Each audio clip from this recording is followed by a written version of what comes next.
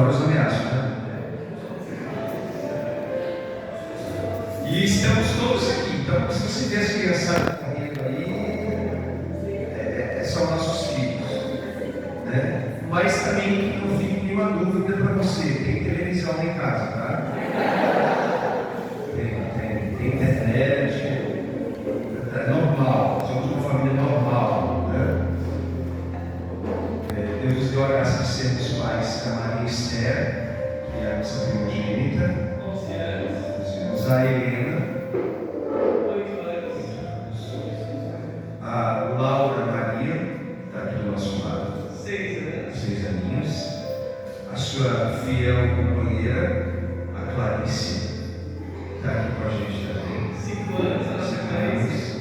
E ele vai participar da pregação hoje, o bendito fruto entre as mulheres, o Luiz Miguel. 2 anos. Minha gente, nós somos da Diocese de Santo Amaro, lá em São Paulo, mas lá do outro lado da cidade, né? Na Diocese de Santo Amaro, nós fazemos parte da paróquia Nossa Senhora do Perpétuo Socorro, em Santa Rosalia, que fica bem próximo do aeroporto de Congonhas. Quem já passou ali pelo viaduto da Avenida Washington Luiz, por exemplo, lá no Padre Marcelo Rossi, passa pela igreja, porque ela tem uma torre bem grandona assim à esquerda, de quem está vindo do centro, né? Quem está aqui para lá. Foi a primeira paróquia do Padre Marcelo Rossi, quando ele começou o seu ministério. E nessa paróquia nós temos um trabalho de evangelização, né? Todas as quartas-feiras à noite nós temos um projeto lá, que é um lugar de aprendizado e refrigério, né? Que é a nossa casa. O nome do projeto é esse, lá. E todas as quartas-feiras, às 8 horas, a gente faz esse trabalho com as famílias. Uma evangelização direta para formarmos humana e espiritualmente as famílias.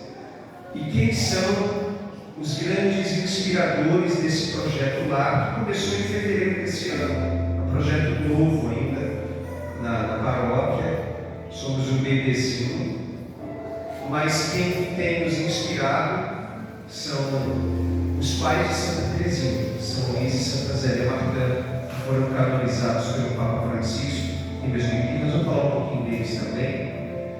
E, de modo especial, o Projeto Lar fala muito sobre a real possibilidade de uma família se santificar no cotidiano. As coisas que aparentemente você acha que não será possível se santificar, Luiz e Zélia Martã nos ensinam que é possível se santificar no cotidiano. Se a gente trabalha. A hora que você quiser ir fazer uma visita para nós, por favor, toda quarta-feira, às 20 horas, não é transmitido pela internet. Como o Evandro falou, nós temos 13 anos de casados, né? Talvez muitos de vocês tenham até mais experiência do que nós. Mas nós vamos falar aqui não de nós, mas de São Luís e Santa Zélia, que já chegaram lá, são referência e modelo de família para a nossa casa. E a gente vai passar um pouquinho dessa vivência de casal de Luís e Zélia para você. Então, pega a sua Bíblia, né, se você trouxe ela. Se você tem Bíblia no celular, também serve, tá bom? E nós vamos usar 2 textos bíblicos.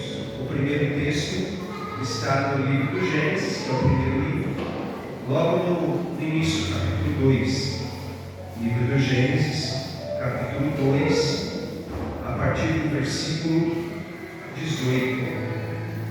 E também nós vamos usar um outro texto bíblico que está no Evangelho de São Mateus, no capítulo 19. Se você puder já deixar separado também, Gênesis capítulo 2 e Mateus capítulo 19. Amém?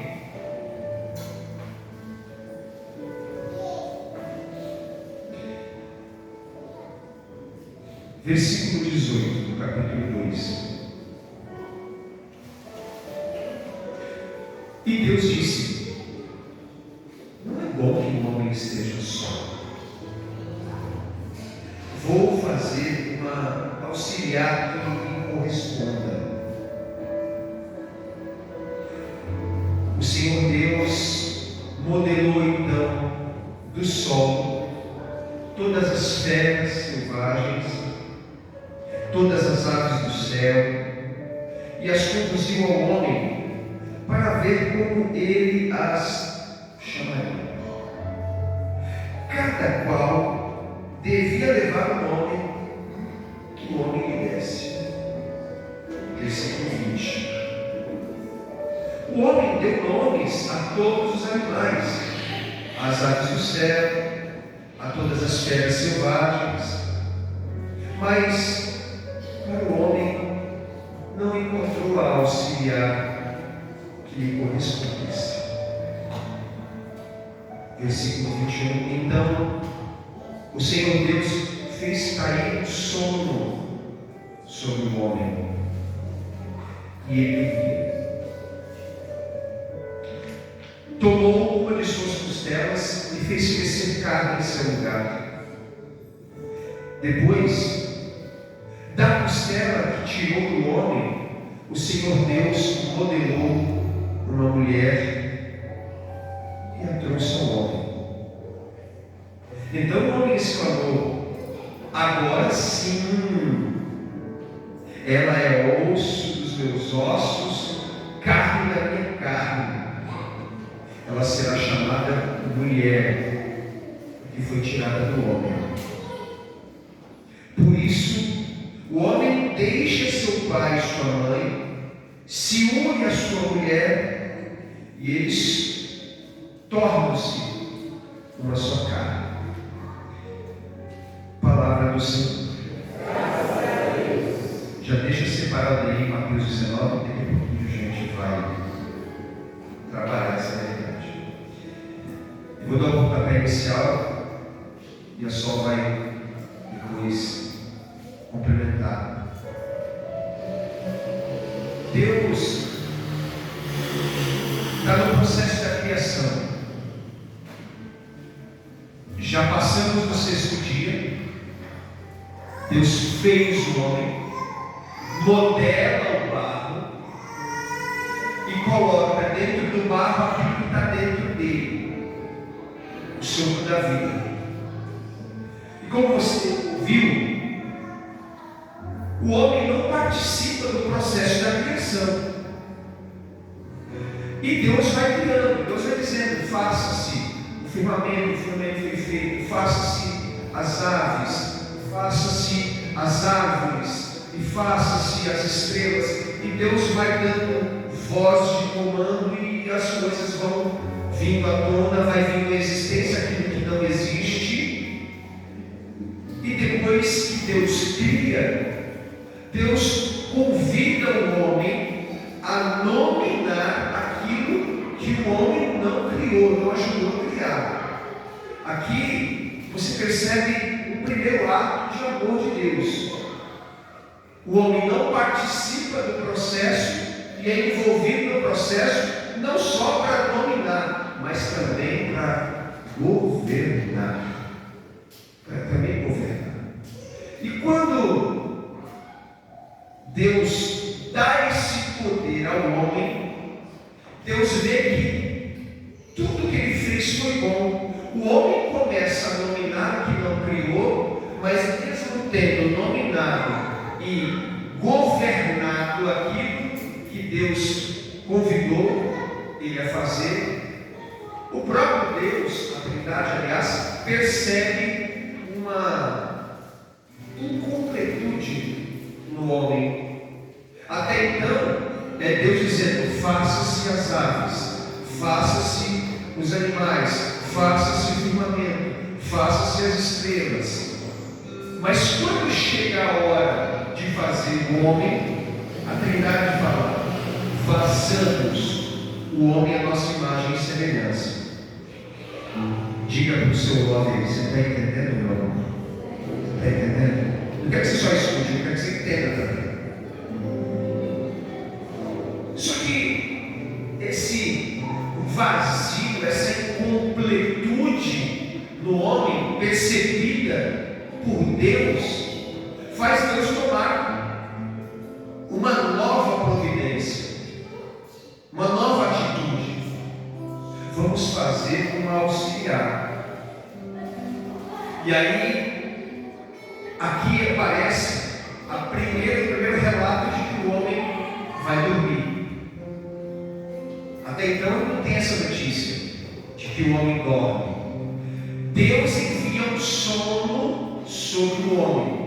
E enquanto o homem está trabalhando, diga para o seu nome, vai vendo, irmão. Vai vendo, vai vendo. Enquanto o homem está trabalhando, enquanto Deus está trabalhando, enquanto o homem está dormindo, Deus está trabalhando. E nesse processo de sono sobre o homem, Deus forma a mulher. Deus forma a mulher.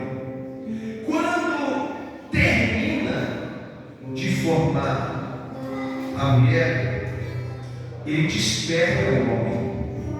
E quando o homem acorda, ele olha para a mulher que está do lado de Deus e ele fala: agora sim.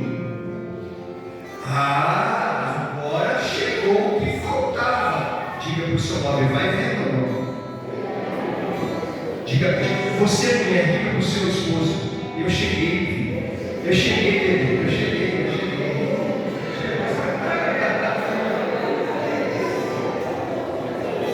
Ó, dizem que em alguns lugares, isso é assim, uma conversa que dizem por aí, não aqui nessa região de São Paulo, que se fosse o contrário, Deus tivesse criado primeiro a mulher, para depois criar o homem, o processo fosse o mesmo. Percebe que a mulher também que falta algo, então vamos enviar um sono sobre a mulher. Diga, vai vendo não? Vai vendo? Vamos enviar um sono sobre a mulher para fazer o homem. Dizem que se o Deus tivesse criado primeiro a mulher para depois criar o homem, quando a mulher fosse sair do sono, que ela olhasse para o homem do lado de Deus, ela falasse assim: ah, não, Senhor, o Senhor pode falar, não, o Senhor podia ter feito, aqui o Senhor podia ter caprichado um pouco mais, aqui o Senhor podia ter feito um pouquinho diferente, aqui o Senhor podia ter, não, por que o Senhor não fez assim? Por que o Senhor não puxou desse jeito? Meu irmão, diga para sua esposa: ainda bem que você não é tão exigente.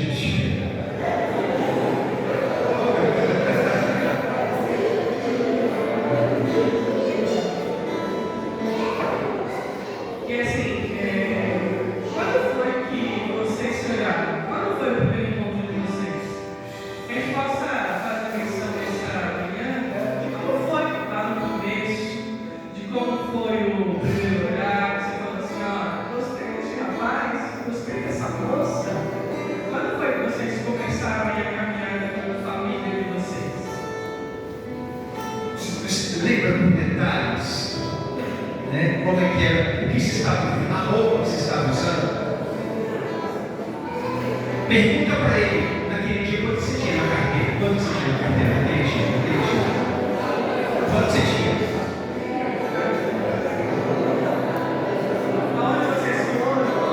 O que vocês comeram? O que vocês falaram? Parece que isso não, é a história de vocês. Acabou a história. Deus fez com vocês, cada um de nós, Deus fez um caminho, nos levou para o caminho. E esse caminho mostra algo muito interessante, meus irmãos. O processo da criação mostra que nós nascemos para nos relacionarmos. Deus cria a obra-prima da criação, que é o ser humano, e depois provoca no ser humano a necessidade de se relacionar. Nós somos seres relacionais. Claro que existem as situações muito pontuais de um eremita que vive isolado, mas a nossa essência é nos relacionarmos. E outro fator interessante que a gente observa no processo da criação: o homem e a mulher começam a caminhar e a dar esse governo que Deus os convidou a exercer, e a partir disso vai se viver aquilo que vai dizer o texto lá no finalzinho, quando a gente proclamou que o homem vai sair de sua parentela para formar com a sua mulher a sua família. Entenda aqui de uma maneira um pouco mais profunda que não é apenas uma mudança de endereço. Eu estou morando em Itaim Paulista e vou morar em Guaianazes. Não, é muito mais que isso. O deslocamento aqui não é só físico. O deslocamento aqui é: eu vou sair dos meus projetos pessoais, dos meus apegos individuais, e vou me somar para viver um propósito com quem agora eu vou dividir a vida até meu último respiro. E é isso que faz com que a gente entenda que o matrimônio ele é unitivo, para a gente poder fazer a experiência de uma graça em que algumas coisas a gente deixa aqui na vida, em que o meu companheiro, a minha companheira, meu esposo, a minha esposa não fazia parte. Nós mostramos no matrimônio, nós mostramos na vida a dois, que aqueles projetos lá do início, aqueles sonhos pessoais, não são prioridades quando a gente entra na vida conjugal. Diga para o Love aí: eu acho que Deus está falando comigo e com você, Love. Diga aí: eu acho que Deus está falando comigo e com você. Porque se você for fazer uma investigação no seu coração, você vai entender que algumas coisas você queria fazer quando você não estava casada, alguns desejos pessoais, alguns chegam junto, alguns nos acompanham, mas uma boa parte daquilo que nós idealizamos sozinhos fica apartado quando chega a hora de sermos uma só carne. Falei para vocês que o Luiz Miguel ia participar, né? Ele vai participando aqui. E essa experiência, meu irmão, minha irmã, vai se dar a partir daquilo que nós chamamos de matrimônio, onde nós somos uma só carne. E aí você precisa entender esse termo, uma só carne, não visualmente. São dois corpos, são duas mentalidades, né? São dois organismos, são dois timbres de voz, um diferente do outro, são às vezes cor de cabelo diferente, de cor diferente, cor dos olhos diferente, porque são dois corpos, mas seremos uma só carne, é dizer assim, somos dois corpos, mas um só coração. Somos dois corpos, mas os dois querem uma coisa só, querem a mesma coisa. É aqui que a gente entende o matrimônio que, por exemplo, está nadando de braçada ao fracasso. Quando o marido fala assim, já vou te avisando, hein? Nunca me pergunte quanto que eu recebo o salário. Não vou deixar faltar nada, eu vou chegar junto.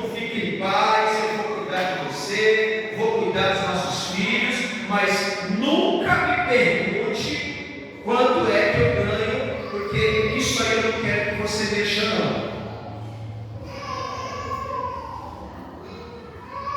Como isso pode dar certo?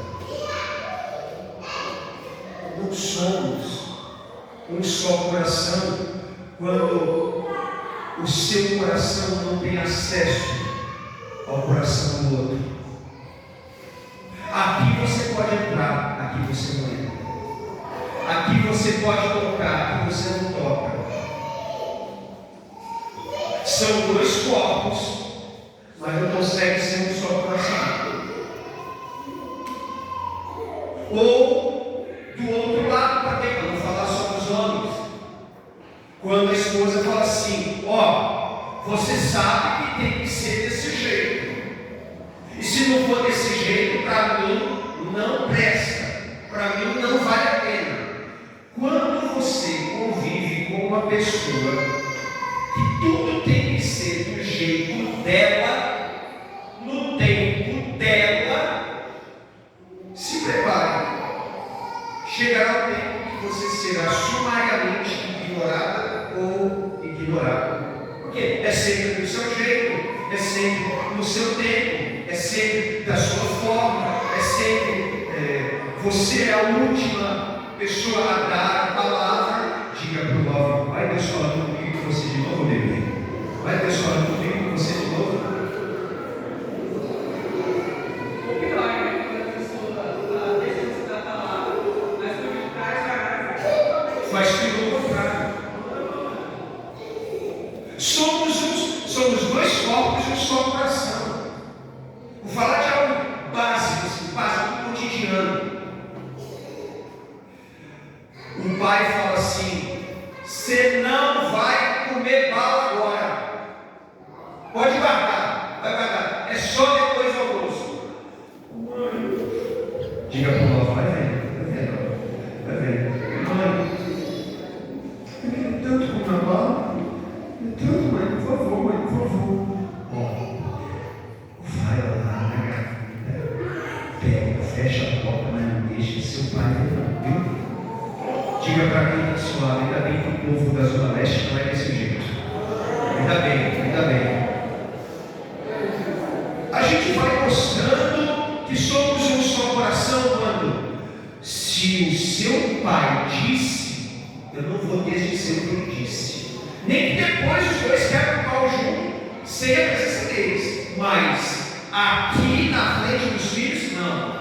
Seu pai falou, vai falar. Sua mãe falou, vai falar. Isso vale para os dois. Também, não, fala lá com sua mãe. Não. Eu decido porque somos um só coração. Se sua mãe disse sim, eu também digo sim. Se sua mãe disse não, eu também digo não.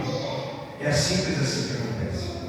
E assim, nesse processo, né, de dia a dia, se a gente não olhar para Deus, a gente vai se perder em nós mesmos. E aí acaba se tornando relações desprotáveis, né? Então sempre tem que ter Deus, o Espírito Santo, para nos guiar e nos orientar.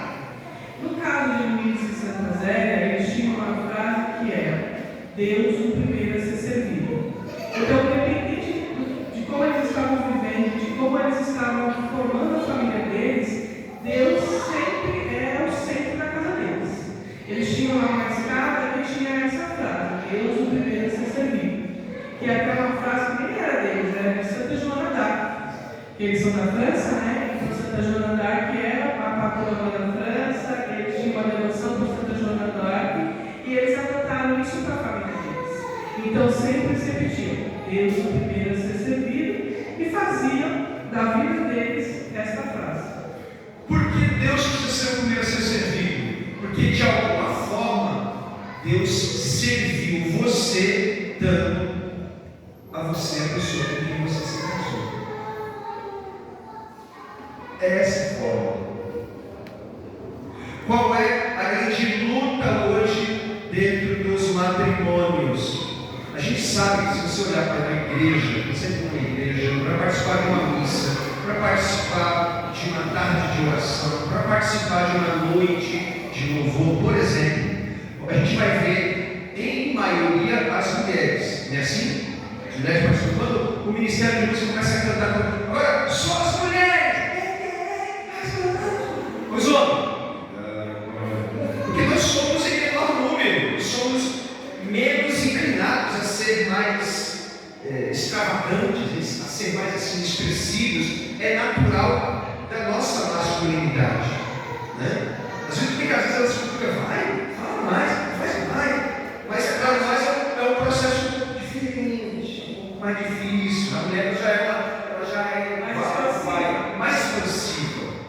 Só que muitas vezes a gente acompanha alguns casais, já aconselhamos diversos, e qual é o diagnóstico na grande maioria? A mulher rezando para o homem despertar do sono do pecado, para o homem despertar do sono do erro, para o homem despertar do sono assim, na vida de fé está dormindo, na vida de fé está dormindo, se retirou da presença de Deus, acorda, trabalha, rala, faz muita coisa, mas no que se refere à comunhão com Deus, está no sono profundo. Só que o grande segredo para as mulheres é quando o marido acordar, ver você ao lado de Deus. Como Adão viu Eva do lado de Deus quando ele acordou.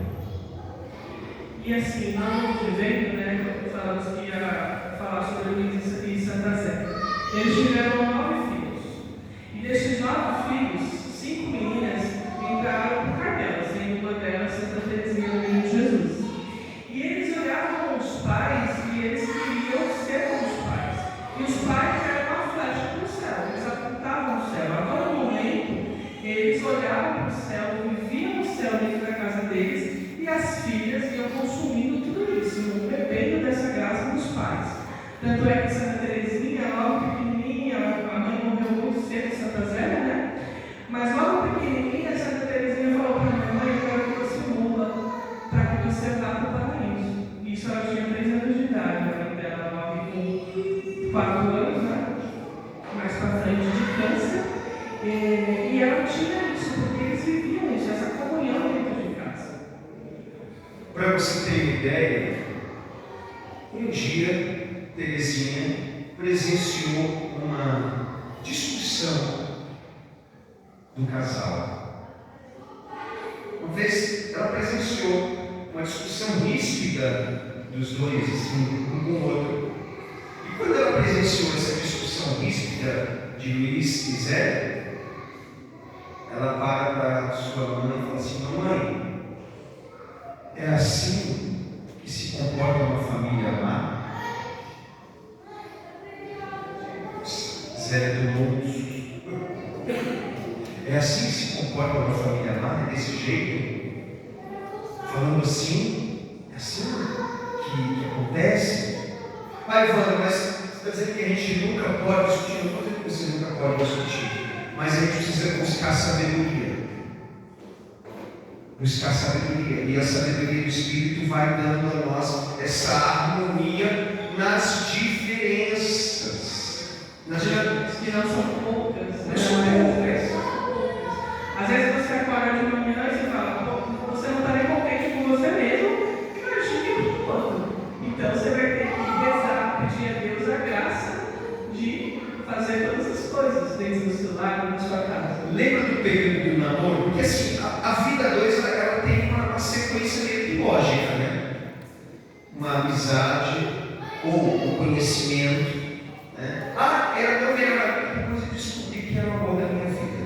Ou então, a gente trabalhou junto, a gente estudou junto, começou a conversar e fomos vendo que, né, ia dar caldo.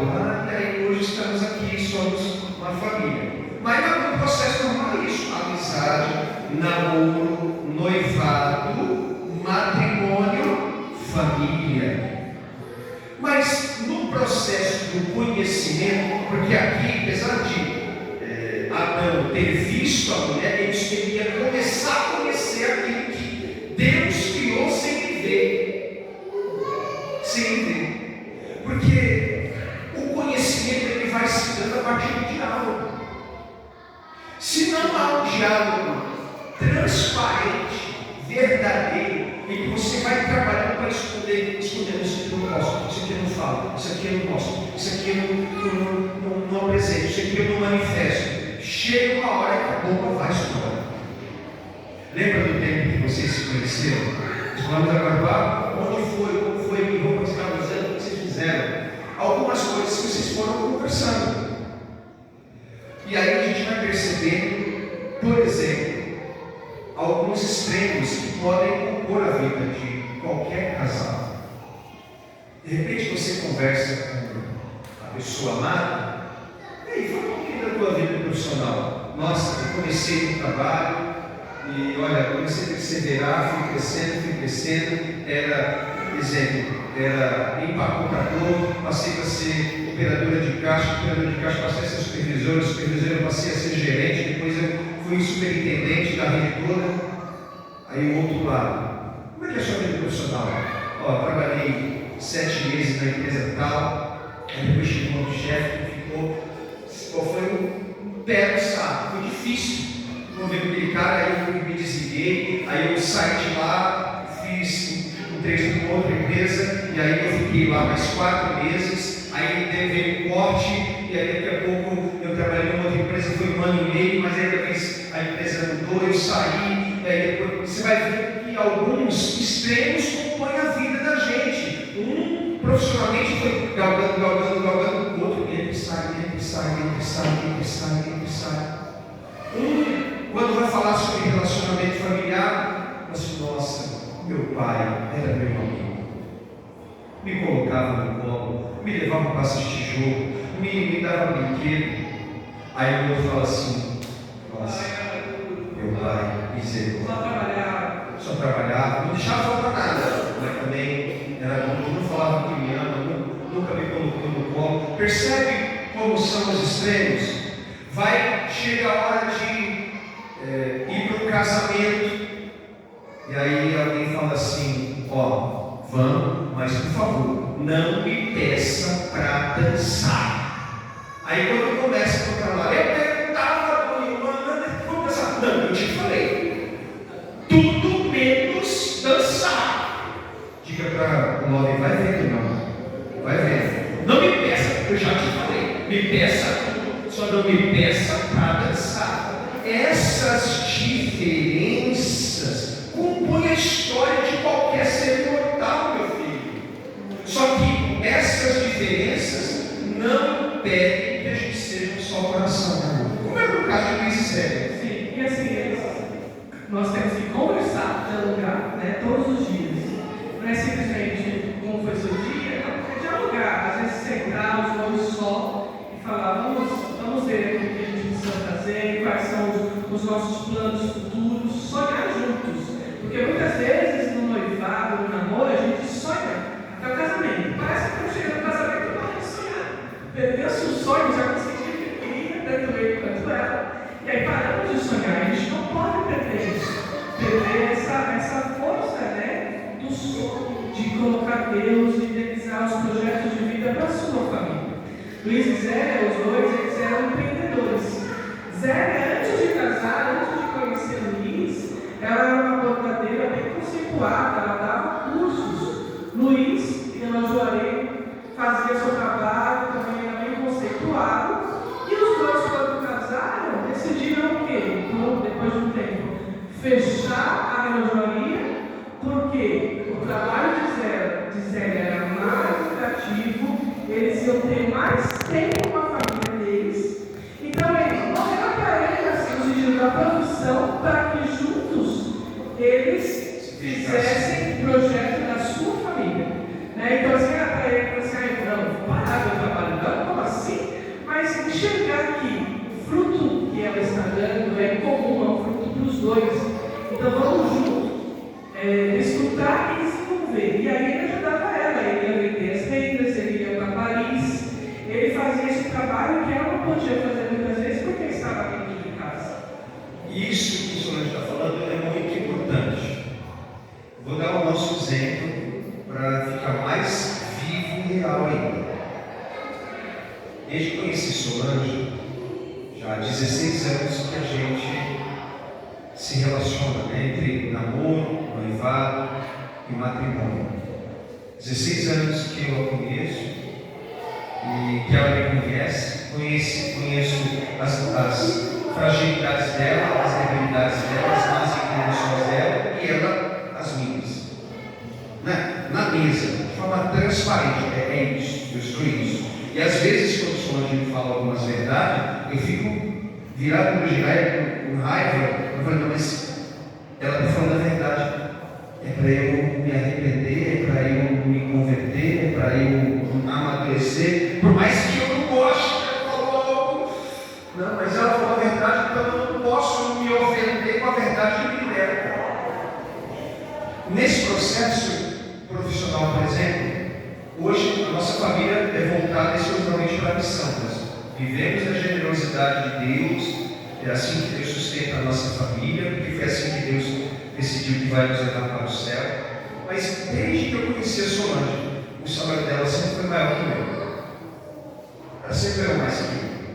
E eu, por buscar uma comunhão com Deus, eu jamais deixei essa mentalidade mudando de não, isso é um absurdo.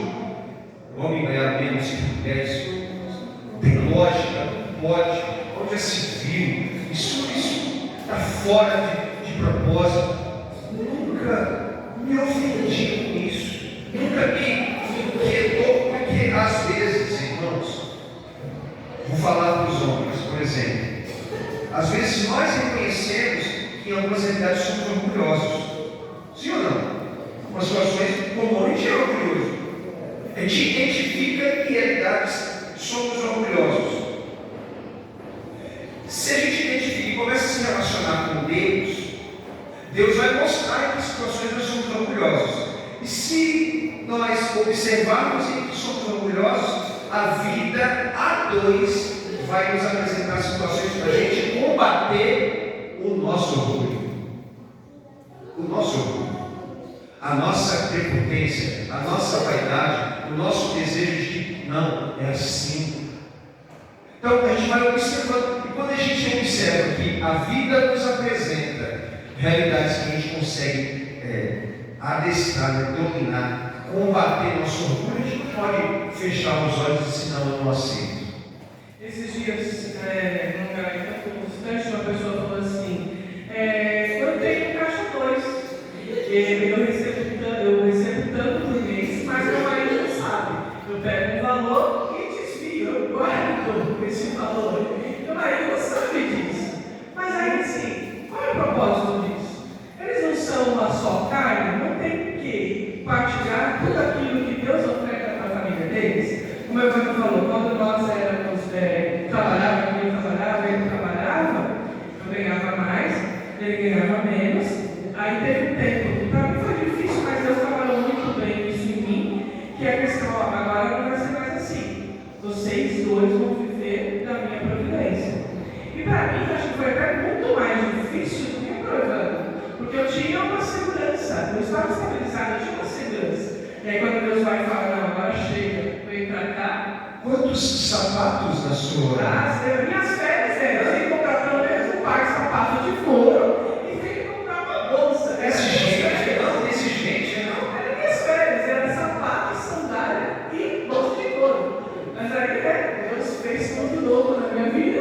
E assim, eu sou bem feliz, muito mais feliz com as coisas do céu do que com as coisas passageiras dessa terra.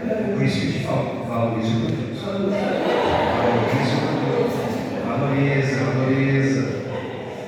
Pega a sua Bíblia, vamos a Mateus capítulo 19, que é o complemento dessa palavra que nós proclamamos em Gênesis capítulo 2. Capítulo 19 do Evangelho de São Mateus, que é o primeiro dos Evangelhos. Está muito fácil de você localizar, ok? A partir do versículo 3. Mateus 19, versículo 3. Pega aí. Alguns fariseus se aproximaram dele, Jesus, querendo pô-lo à prova, e perguntaram: é lícito repudiar a própria mulher por qualquer motivo? Preste atenção. Por qualquer motivo? Ele respondeu: não lestes que desde o princípio o os fez homem e mulher. E que disse: por isso o homem deixará pai e mãe, se unirá à sua mãe, e os dois serão uma só carne. De modo que já não são dois, mas uma só carne. Portanto, o que Deus uniu, o homem não deve separar. Eles, porém, objetaram: por que então ordenou Moisés que se desse carta de divórcio quando repudiasse? Ele disse: Moisés, por causa da dureza dos nossos corações, vos permitiu repudiar vossas mulheres, mas no princípio não era assim. E eu vos digo que todo aquele que repudiar sua mulher, exceto por motivo de prostituição, e desposar outra, comete adultério. Palavra da salvação. Diga para o seu love aí: meu amor, aperta o cinto que a tua cajadada vai ser forte. Aperta o cinto, meu amor. Você viu que Jesus falou aquilo que Gênesis falou. No princípio, quando ele começa a dar a resposta, ele relembra o que o autor de Gênesis havia escrito. É a mesma coisa. Você não se recorda que o homem deixará seu pai e sua mãe e se unirá à sua digníssima esposa? A mulher vai deixar a sua vida, a sua família, a sua mãe, o seu pai, seus irmãos, e vai se unir. Então, aqui a gente entende uma coisa interessante. Se no princípio Deus determinou assim, Jesus agora, além de relembrar e ratificar isso que estava lá no Gênesis, ele faz um acréscimo. E é esse acréscimo que vai fazer toda a diferença. O acréscimo que o próprio Senhor, que é Jesus, dizendo, além de ser uma só carne, o que Deus uniu, o homem não separa. Se sou eu dizendo, você fala isso, você não conhece a minha vida. Você fala isso, você não sabe com quem eu convivo. Você fala isso porque para você é fácil, sua esposa vai com você na missa, etc. Mas é Deus dizendo. O que eu uni, o homem não tem a poder de separar. E isso, meus irmãos, faz toda a diferença quando você entende para qual propósito você constituiu sua família. Sua família não é fruto de sorteio. Da mesma forma que nós fomos aqui provocando vocês para dizer assim: lembra quando vocês se conheceram, quando foi, quando vocês conversaram e tal? Foi no primeiro encontro que você falou assim: casa comigo, amanhã. Foi assim? Casa comigo amanhã, não, sábado que vem.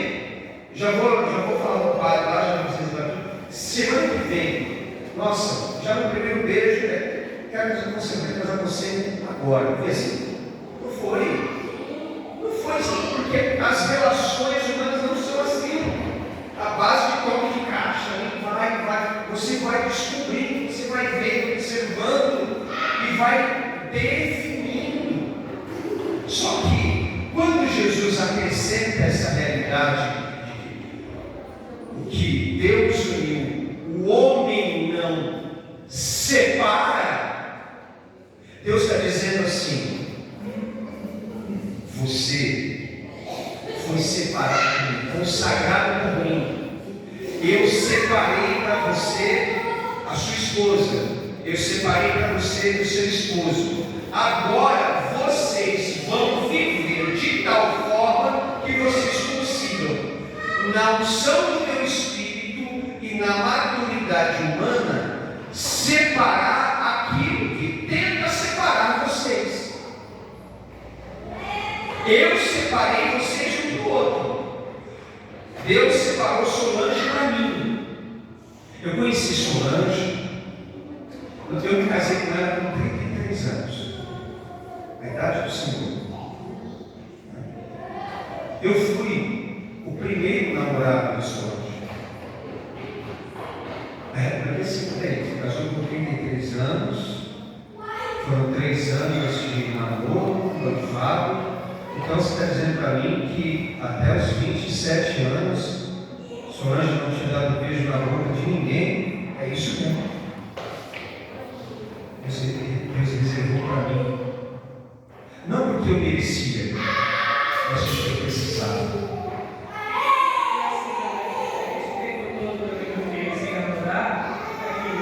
Reservou para mim, mas ao mesmo tempo eu tinha um bloqueio dentro de mim que eu via os relacionamentos, via os casamentos, eu falava, não quero isso.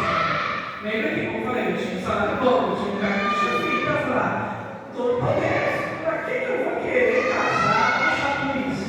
Todas as relações, as referências que eu tinha de casamento não eram boas. Então, assim, Deus teve que fazer primeiro em mim, para que eu pudesse me abrir para a vontade dele. E hoje, assim, vivemos um matrimônio, temos as dificuldades, mas somos felizes, muito felizes.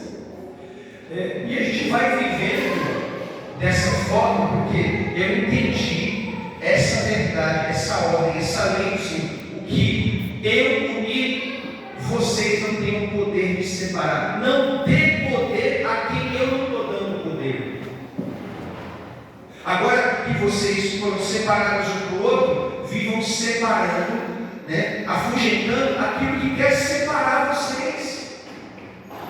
E assim, às vezes são coisas bobas, Às vezes é a própria relação do pai e mãe. Você casa, vai para dentro da sua casa, mas assim, domingo, casa de mamãe, sábado, casa de mamãe, vou viajar, tenho que falar com a minha mãe. Assim, que a pessoa esquece que agora é os dois. Não tem mais os terceiros. E na sociedade que nós vivemos atualmente, tudo gira para que as pessoas vivam individualmente, que não precisem compartilhar, que não seja uma só carga. Precisa existir aquilo que é próprio só de vocês, não vai ninguém. Evandro, eu conheço família que a minha mãe ou a sogra tem a chave da minha casa. O problema não é ter a chave. O problema é ter liberdade para ela, ou o sogro, ou o pai, entra a hora que quer. Peraí. Como assim? Diga para o ouvinte, ainda bem que em toda a Zona Leste as famílias não são desse jeito.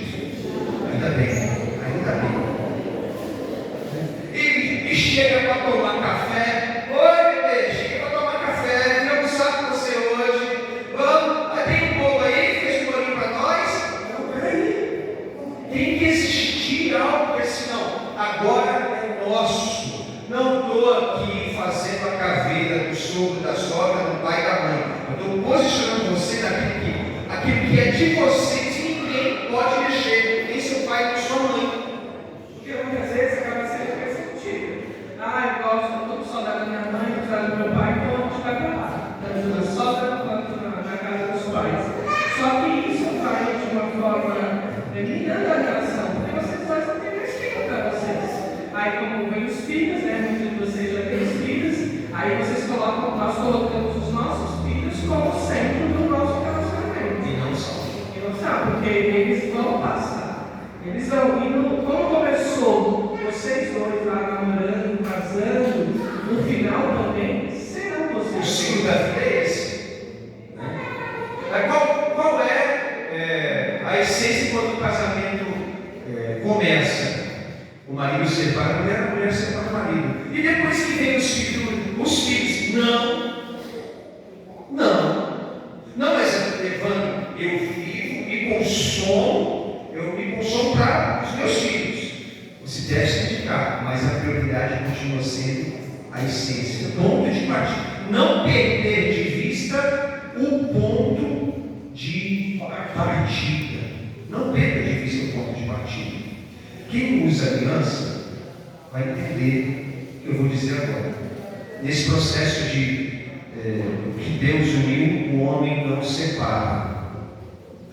A aliança que nós usamos, ela é um sinal visível que todo mundo que passa perto de você, na quitanda, no shopping, na igreja, no Magazine Luiza, no açaí, na farmácia, no hospital, é um sinal visível que você está invisível para outro relacionamento.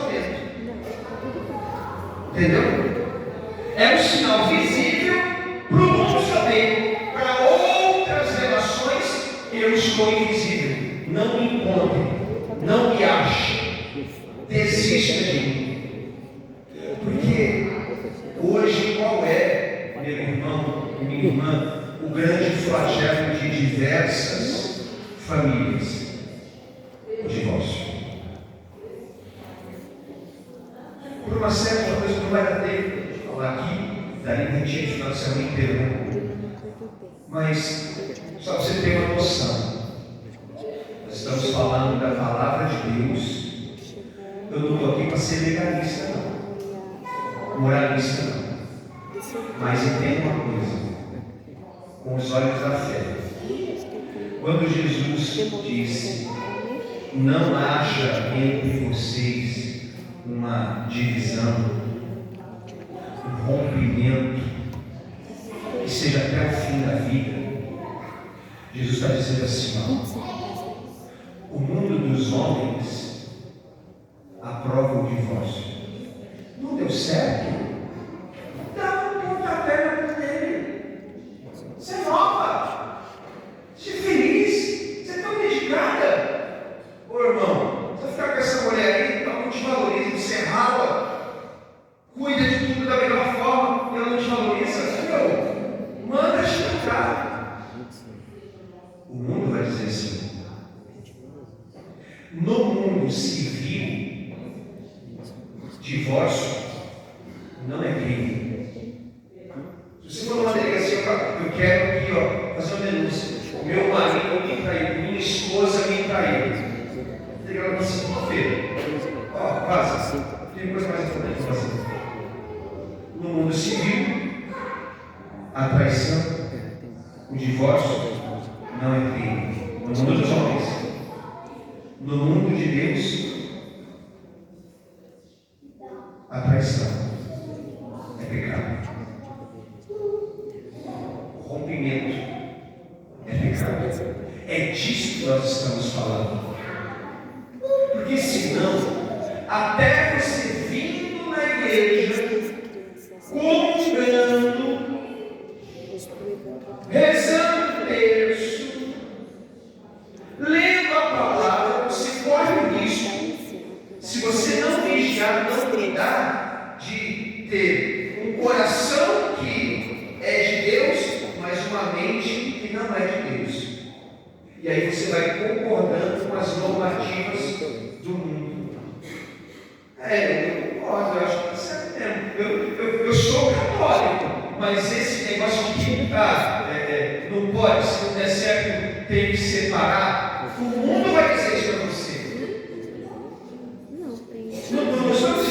Nós estamos aqui, não sou contra a poesia, mas entenda, eu não estou falando de um amor poético.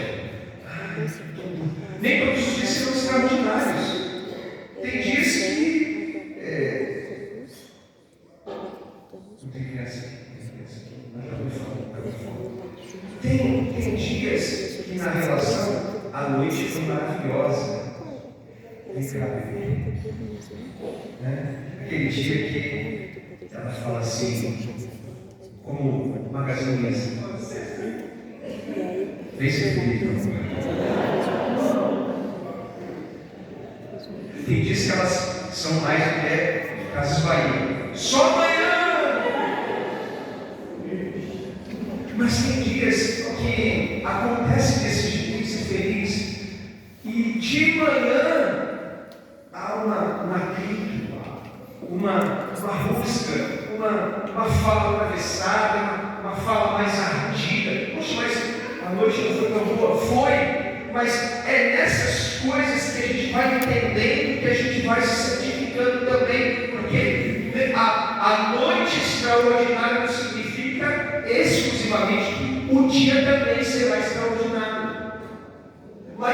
Isso também te santifica. Isso também te aprimora. Porque senão fica fácil a gente viver essa relação descartável. Vamos ver o que dá. Se não der, cada um no seu quadrado. E não é essa a mentalidade de um homem católico, de uma mulher católica. Deus nos deixou, Jesus nos deixou a reconciliação. Já todos os dias nós temos que nos reconciliar, tanto com Deus como com o nosso amor, com o nosso cônjuge, né? Então assim, nós erramos, o homem erra, a mulher erra, e Deus nos perdoa todo momento. E nós também, com o Espírito deles, guiados pelo Espírito Santo, também temos que usar a reconciliação diária das nossas vidas. Trabalhar isso de todo dia se reconciliar. Deus também nos deu o livre-arbítrio. Eu tenho o poder de decidir, quero, não quero. Mas muitas vezes, por que não mudar um pouquinho? Por que não fazer do jeito do outro em vez só do meu jeito? Por que não conversar com ele e falar, eu gosto assim, você gosta assim, mas vamos fazer de uma terceira forma? É a nossa família que está em jogo, é a nossa família que precisa do Espírito Santo para nos guiar todos os dias. O mundo vai dizer, vai dar prazos. O mundo vai dar prazos. É só você saber, tem próxima não. O mundo condiciona você e a sua casa a viver dando prazo para a sua casa. Preste atenção. O mundo vai tentando engolir você. Mas enquanto os mundanos vão dizendo, larga, existe, vai embora, recomeça, refaz sua vida, quando você olha para lá, a palavra vai dizer assim, para Deus, nada é possível. Como acreditar na restauração de uma família se no momento mais difícil, mais doloroso, não estou dizendo que não há sofrimento, não estou dizendo que não é difícil, não estou dizendo que não tem lágrimas, não estou dizendo que é desafiante, mas quando essas realidades se apresentam, você decide tirar o time de campo. Eu vou sair. Há pouco tempo atrás,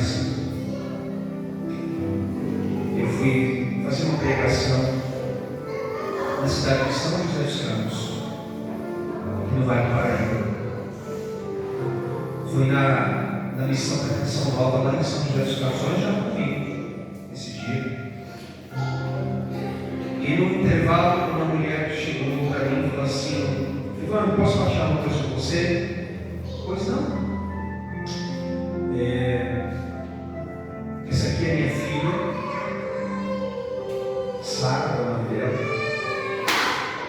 Eu quero assim dizer para você que no tempo da pandemia, você fazia algumas lives aí lá pela internet, me ajudou muito a viver um tempo difícil na minha vida. Hoje, essa minha filha tem 4 anos, ela não estava me dizendo, essa criança tem 4 anos. E quando ela nasceu, um tempo depois, foi diagnosticado que ela teria aquela enfermidade, autismo, né? Ela seria uma criança autista. E quando meu marido descobriu isso, eu assim, eu vou embora. Mas por quê? Porque eu não vou aguentar.